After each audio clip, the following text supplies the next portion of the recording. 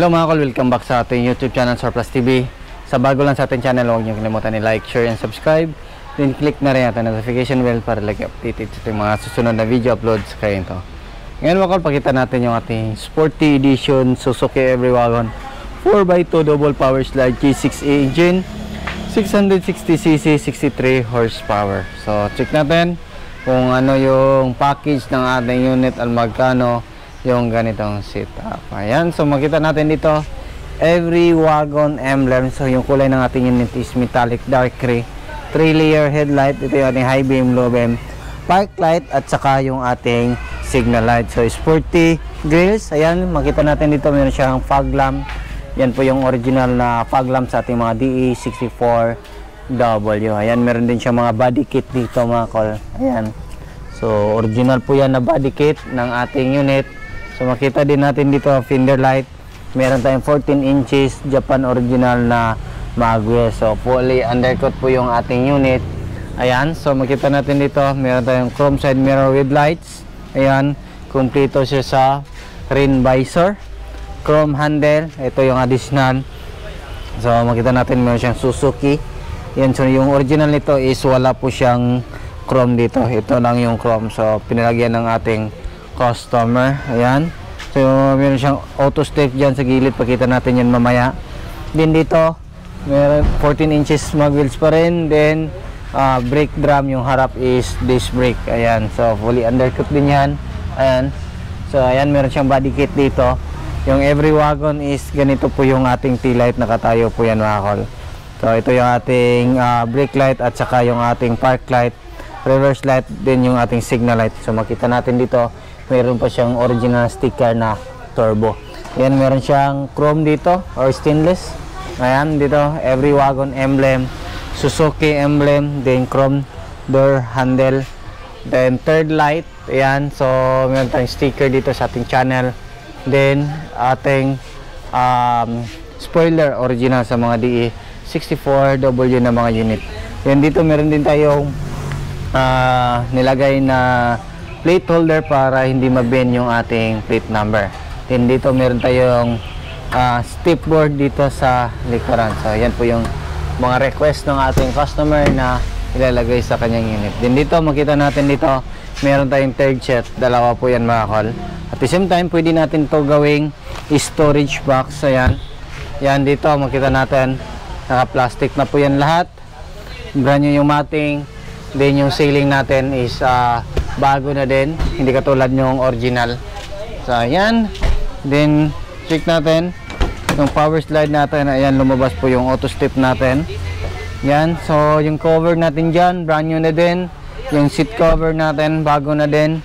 Meron siyang headrest, armrest, meron siyang cup holder. Ayan, so at the same time pwede natin to move forward yung ating upuan. Ayan, then pwede din natin i-move atras. Then pwede din natin to ma-fold dito kung marami kayong cargo na gusto nyo isakay dito sa ating unit.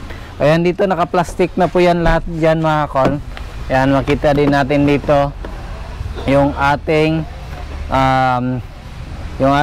jack, tie wrench, at saka yung ating riser. Ayan, so dito tayo sa loob ng ating unit. Ayan, dito makita natin cover brand new na din, all power, power window switch, power mirror switch nandyan. Then dito meron tayong digital temperature gauge, dashcam, extra fan sa gitna. Ayan, then dito makita natin yung ating power slide switch. Ayan, push on slide. Then ito yung ating right. Ayan, lock press lang natin yan, functional yan mga kol. Ayan, then dito yung left. Ayan, so papasok po yung ating auto step pag nag-close yung ating sliding door mga kol. Ayan, o, pumasok na.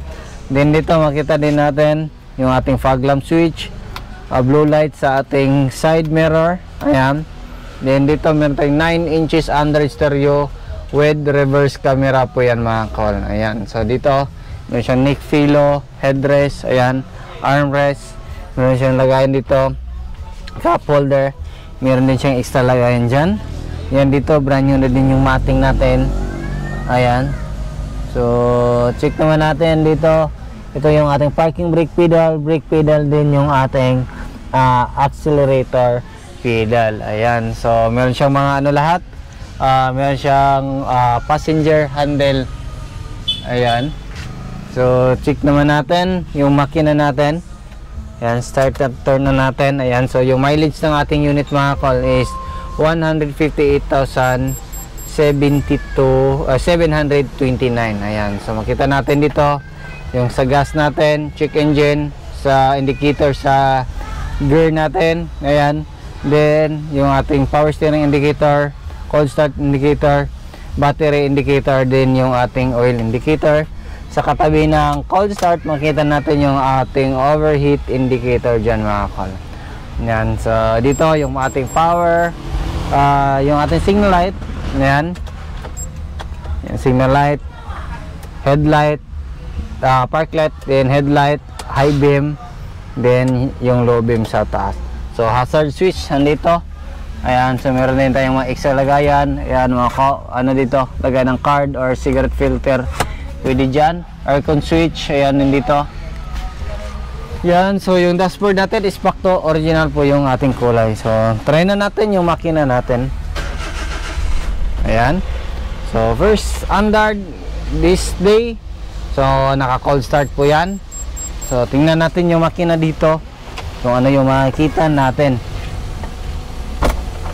Ayan. Ayan. So ito yung makina natin na K6E engine, 660cc, 63 horsepower, 4-speed automatic transmission, naka-turbo po ito wakol. Ayan, 3-cylinder inline po ito, 12 valve. So makita natin dito sa kanyang makina, ito yung ating ito yung injector natin, isa, dalawa, tatlo. PCV valve, dito tayo mag-refill ng oil. Yung blow off valve natin, ito yung turbo natin. Oxygen sensor, dalawa yan. Yan, so makita natin napakaraming vacuum. Basta turbo units, marami po yung vacuum. So check natin sa kabilang side kung ano yung makikita natin doon. Ayan, so yun o. Ayan, din dito check naman natin kung ano yung mga pwede makikita natin dito sa ating unit. Ayan, so dito mga kon, makita natin yung ating throttle body.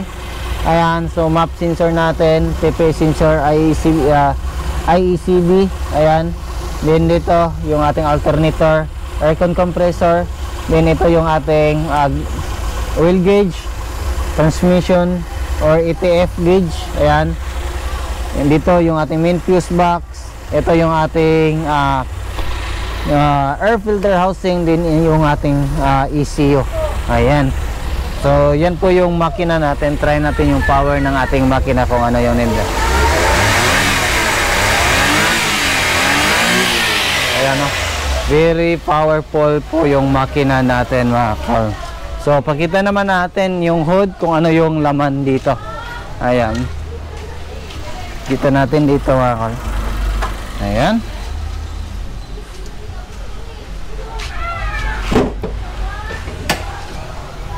ayan, so yan po yung makita natin dito mga kol. Yung ating radiator cap, windshield washer reservoir, yung ating brake fluid reservoir, din yung ating coolant reservoir. So yan po yung unit natin ngayon. Yung presyo nito mga kol is nasa 320,000 all in na po yan mga kol. Complete LTO registered, bagong pintura, naka heavy PMS, bagong yung coolant. Ayan, so kayo yung mamili ng kulay kung ano yung gusto nyo na kulay sa inyong unit. So 320 yung basic lang nito, walang mga accessories, is nasa 290. So tataas na yan, depende po sa accessories na gusto ipalagay ng ating customer. Meron tayong 1 month warranty, makina and under chassis, lahat po kung ano yung mga problema, i-warranty natin mga kol.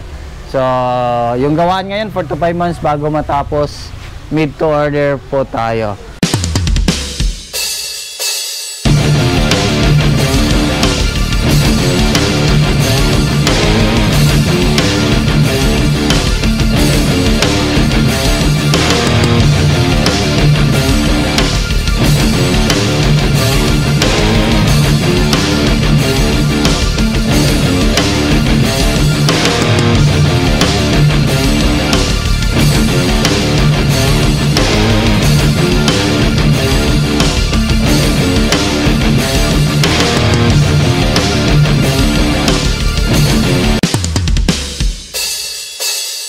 So, yan lang muna yung ating vlog for today mga kol. Maraming salamat po sa inyong panonood. Sa bago lang sa ating channel, huwag niyo kalimutan i-like, share, and subscribe. Then click na rin yung ating notification bell para laging updated sa ating mga susunod na video uploads. Kagaya to. Ingat po mga kol, and bye-bye. God bless po sa ating lahat.